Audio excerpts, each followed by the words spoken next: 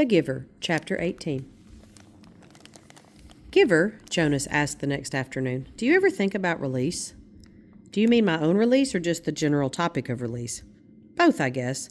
I apologize. I should have been more precise, but I don't know exactly what I meant. Sit back up. No need to lie down while we're talking, Jonas. Jonas, who had already been stretched out on the bed when the question came to his mind, sat back up. I guess I do think about it occasionally, the Giver said.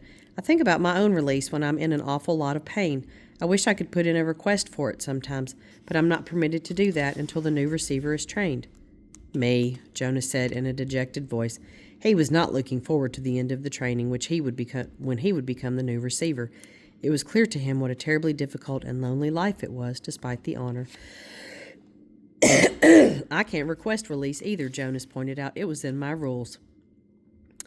The Giver laughed harshly. I know that. They hammered out those rules after the failure 10 years ago. Jonas had heard again and again now reference to the previous failure, but he still did not know what had happened 10 years before. Giver, he said, tell me what happened. Please. The Giver shrugged. On the surface, it was quite simple. A receiver-to-be was selected the way you were.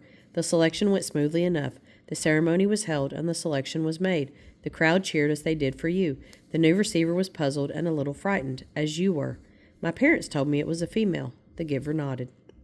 Jonas thought of his favorite female Fiona and shivered. He wouldn't want his gentle friend to suffer the way he had, taking on the memories. What was she like? He asked the Giver. The Giver looked sad, thinking about it. She was a remarkable young woman, very self-possessed and serene, intelligent, eager to learn. He shook his head and drew a deep breath. You know, Jonas, when she came to me in this room, when she presented herself to begin her training. Jonas interrupted him with a question. Can you tell me her name? My parents said that it wasn't to be spoken again in the community, but couldn't you say it just to me? The Giver hesitated painfully, as if saying the name aloud might be excruciating. Her name was Rosemary, he told Jonas finally. Rosemary, I like that name. The Giver went on. When she came to me for the first time, she sat there in the chair where you sat on your first day. She was eager and excited and a little scared. We talked. I tried to explain things as well as I could, the way you did to me. The Giver chuckled ruefully. The explanations are difficult. The whole thing is so beyond one's experience, but I tried, and she listened carefully. Her eyes were very luminous. I remember. He looked up suddenly. Jonas, I gave you a memory that I told you was my favorite. I still have a shred of it left. The room, with the family and grandparents. Jonas nodded. Of course he remembered. Yes, he said. It had that wonderful feeling with it. You told me it was love. You can understand, then, that that's what I felt for Rosemary, the Giver explained. I loved her. I feel it for you, too, he added. What happened to her? Jonas asked. Her training began. She received well, as you do. She was so enthusiastic, so delighted to experience new things. I remember her laughter. His voice faltered and trailed off. What happened? Jonas asked again after a moment. Please tell me. The Giver closed his eyes. It broke my heart, Jonas, to transfer pain to her, but it was my job. It was what I had to do, the way I've had to do it with you, to you. The room was silent. Jonas waited. Finally, the Giver continued. 5 weeks. That was all. I gave her happy memories, a ride on a merry-go-round, a kitten to play with, a picnic. Sometimes I chose one just because I knew it would make her laugh, and I so treasured the sound of that laughter in this room that had always been so silent. But she was like you, Jonas. She wanted to experience everything. She knew that it was her responsibility, and so she asked me for more difficult memories. Jonas held his breath for a moment. You didn't give her war, did you? Not after just 5 weeks. The Giver shook his head and sighed. No, and I didn't give her physical pain, but I gave her loneliness, and I gave her loss. I transferred a memory of a child taken from its parents. That was the first one. She appeared stunned at its end. Jonas swallowed. Rosemary and her laughter had begun to seem real to him, and he pictured her looking up from the bed of memories, shocked.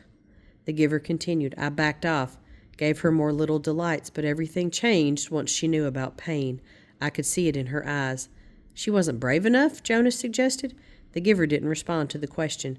She insisted that I continue, that I not spare her. She said it was her duty, and I knew, of course, that she was correct.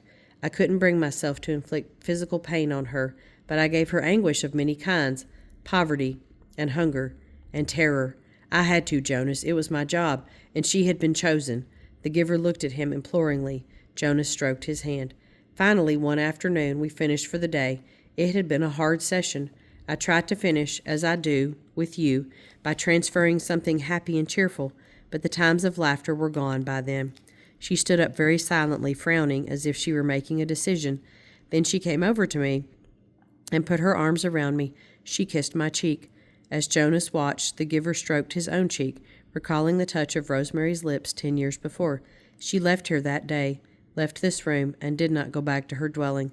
I was notified by the speaker that she had gone directly to the chief elder and asked to be released. But it's against the rules. The receiver in training can't apply for It's in your rules, Jonas. But it wasn't in hers. She asked for release, and they had to give it to her. I never saw her again. So that was the failure, Jonas thought. It was obvious that it saddened the giver very deeply, but it didn't seem such a terrible thing after all.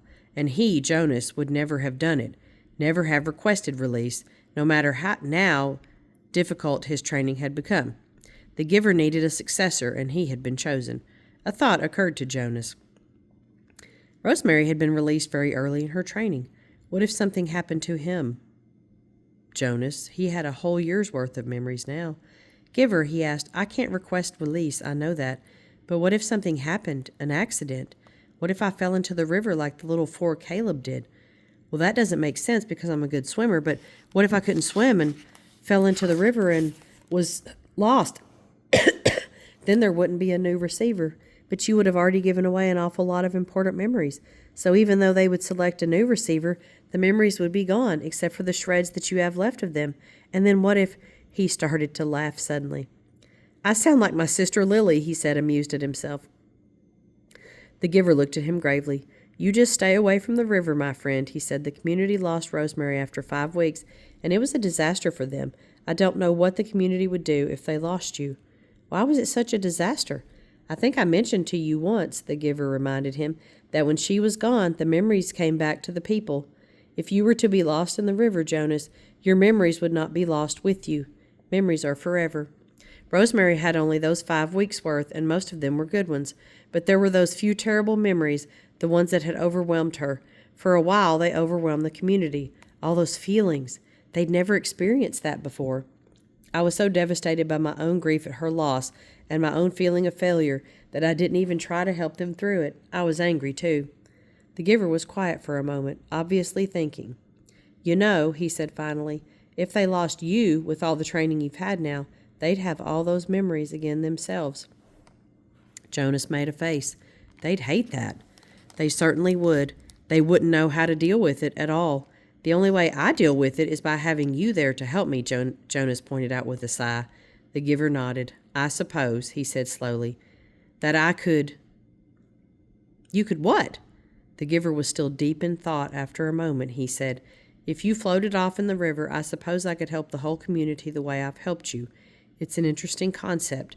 I need to think about it some more. Maybe we'll talk about it again tomorrow, but not now. I'm glad you're a good swimmer, Jonas, but stay away from the river. He laughed a little, but the laughter was not light-hearted. His thoughts seemed to be elsewhere, and his eyes were very troubled.